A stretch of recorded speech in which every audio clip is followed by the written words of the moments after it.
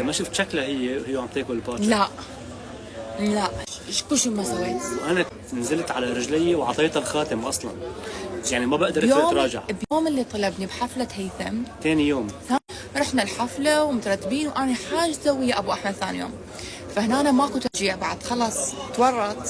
صار لي باتش ما ماكلتها صار لي 4 سنين، ورحنا. شوف المنظر اللي شفته انا. شو شفت؟ كل شيء شفت، اصلا كنت ناسكه ودا اكل كلش حلو. وين؟ اول شغله لما الباتشا نزلت هي بعدها كثير منتبهه، وعند ابو احمد بيلبسوا هدول الكفوف. شفتها هي اول شيء انتبهت هيك، ومريم دخلت بلش بدها تاكل.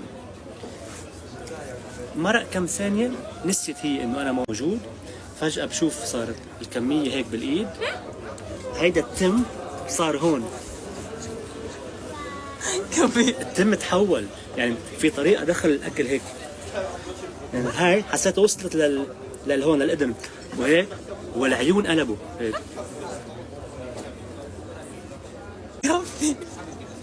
تعرف اسد ينقض على فريسته.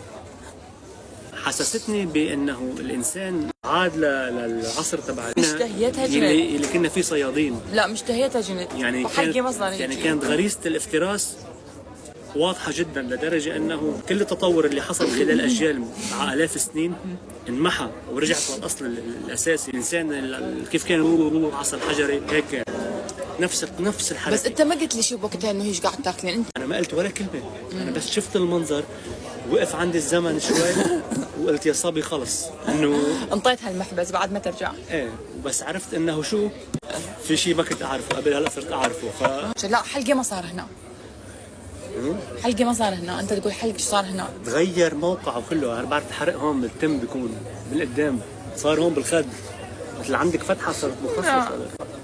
والله اصلا جيت كلش ناسكه.